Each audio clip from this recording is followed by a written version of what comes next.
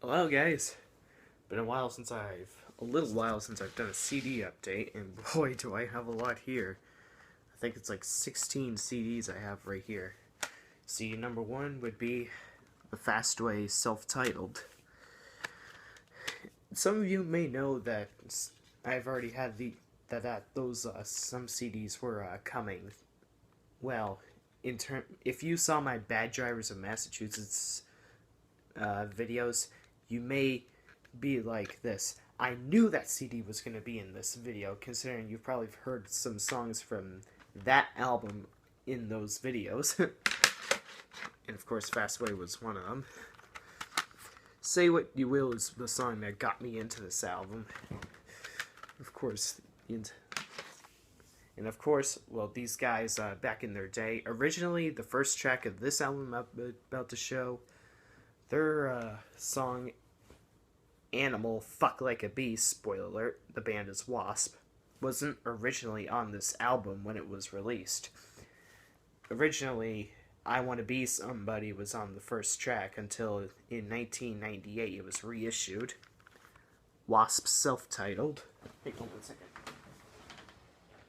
Their first album in 1984, which now, let's see, Animal Fuck Like a Beast, of course. Unfortunately, Blackie Lawless will not play that again due to his religious beliefs, which I find kind of buzz-killing and kind of dumb, to be honest. I Want to Be Somebody, Love Machine, The Flame, School Days, On Your Knees, Tormentor and their cover of Paint It Black by the Rolling Stones. This Wasp definitely knows how to take a more sinister and hardcore and shock rock approach to glam. Well, I don't think I'm not entirely sure if they call themselves glam, but they're definitely qualified to be a heavy metal band. Next, finally I found this CD on eBay. I've been looking for it for so long. Megadeth, Peace Sells, but who's buying? Thanks for Rock Band 2 for getting me into this, and the DLC tracks. This entire album is in Rock Band, and I even have it. Both on CD and DLC. Marty Friedman. That's when they had Marty Friedman. Wait. Oops, my bad. Wrong. I meant to say Chris Poland until the next album in So Far So Good So What, they wrote a song about Chris Poland since he was a douchebag. Next up, White Lion, The Pride. Well, it's not called The Pride, but you get the point. One of the glam metal bands that reached the peak before it bit the dust. Well, actually, White Lion came right before a lot of the second wave glam metal bands, but in 1985, but they reached their commercially successfulness in 1987 and 1989.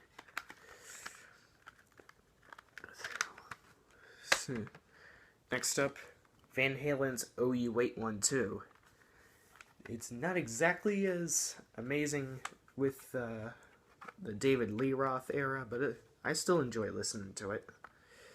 Sammy Hagar is an amazing musician, and it's just that Van Halen is not Van Halen without David Lee Roth. I think Black and Blue, Finish What You Started, Feels So Good, and AFU are the amazing tracks of this album. Next up, Anthrax State of Euphoria.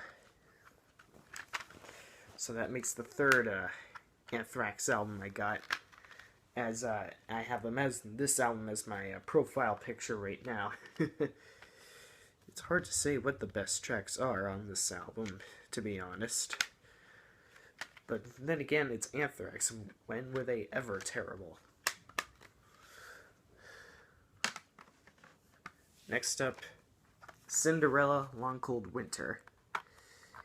Thanks to South Park for introducing me to Cinderella in the first place through the song that was on this album, Don't Know What You Got Till It's Gone. Again, just look up what episode of South Park was that in. Raisins? Yeah, I think it was Raisins. But Gypsy Roads and Last Mile so far and Second Wind are the best songs on that album. Next up, Wingers, self-titled, another one of the late joined glam metal bands of the second wave. A lot of people seem to judge a band based on their ballad. Winger definitely is one of them, since Headed for a Heartbreak was definitely a hit, but 17 is how I was introduced to this band. If people would give the rest of their discography a chance, they'll notice the talent in these guys, especially in 17. God, that solo is mind-blowing. Next up, another White Lion CD, Big Game. I'd say the first 5 tracks, of course their title, their cover of Radar Love by Golden Earring. White Lion is kind of funky. They take a kind of funk approach to glam.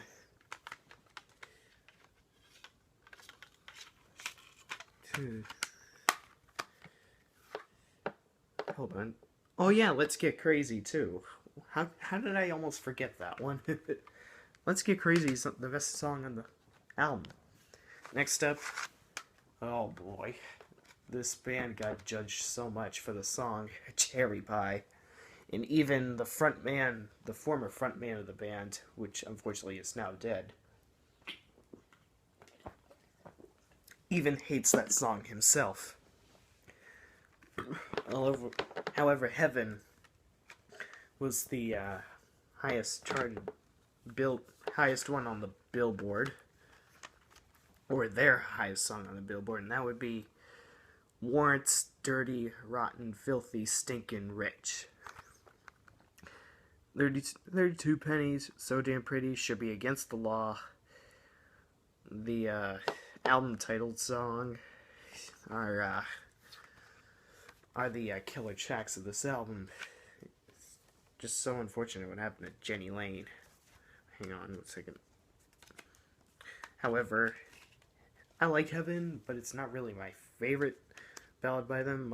The best ballad by these guys would have to be I Saw Red. I can, in a certain way, relate to that song, although I was never in a relationship before. Sorry for scratching my nose, I know that's unpleasant.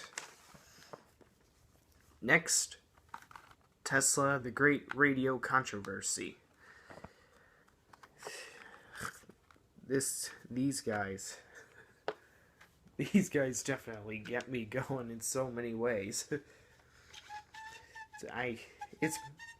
It's been kind of debatable what their subgenre is. Some consider them hard rock, just like what AC/DC is. Some consider them glam, even though they sound a bit more approach to a hard rock than the typical glam sound. They are Hang Tough, Heaven's Trail, and pretty much the entire album is flawless. Next up, oh yeah, fun fact. One of my teachers, Mr. Rogers, known as Matt Rogers, best friend's cousin is in this band. He's the bass player to this band. Extreme. The first album released in 1989. Once again, this entire album is too tough, too hard to say which songs are the best, but admittingly, they wrote the worst glam ballad, along with Mr. Biggs' To Be With You. Extreme's More Than Words, kind of a lame song, but that's not to say that they're a terrible band as a whole. I still love them to death, but I ain't gonna judge him off that only one song. That would be unfair of me. Like every other moron judges a band off one song. Let's see. Little girls, wind me up, kitty go, watching, waiting. Mother, don't want to go to school today. Teacher's pet. Play with me, of course, the song that got me into this band. Thanks to Guitar Hero. Next up, Great Whites, Twice Shy. Can't believe they're pretty much a one-hit wonder off the song Once Bitten, Twice Shy, and that's not even their original song. I think it was originally written by Tyler Hunter from 1975. Correct me if I'm wrong. Excuse me. Then again, I think Rock Me was also a great hit. Next up, Soundgarden's Down on the Upside. So that pretty much completes the 1990s for Soundgarden collection. That's not to say I'm not gonna buy any more Soundgarden CDs, but that completes the 1990s grunge era in Soundgarden's case. Just like I've completed the studio albums in the 90s for Nirvana, also completed the entire discography, and Alice in Chains, and I only need one more 1990s Pearl Jam album, although I think my parents have it somewhere, as I saw the album cover in my car, but the disc wasn't there, so I don't think I need to buy it. As what I'm gonna get to now, Pearl Jam's Yield, which I'm going to see Pearl Jam tomorrow night at Fenway Park. It's definitely gonna be an awesome concert.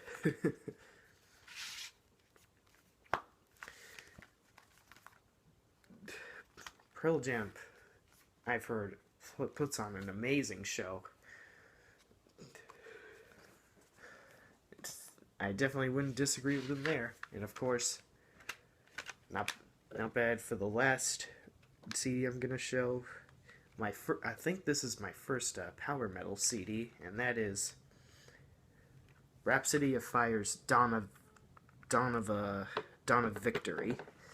Although they were only called Rhapsody at the time, until they changed it later on in their career. Don't know when though. I am an enormous sucker for power metal. Nothing much to say about this CD, since I can't even tell you. I don't know where to begin to tell you guys how awesome this CD is. And then again, it is power metal. So I'm not surprised that Rhapsody of Fire is so damn awesome. Anyways, guys, that's all I have for this update. Keep it metal.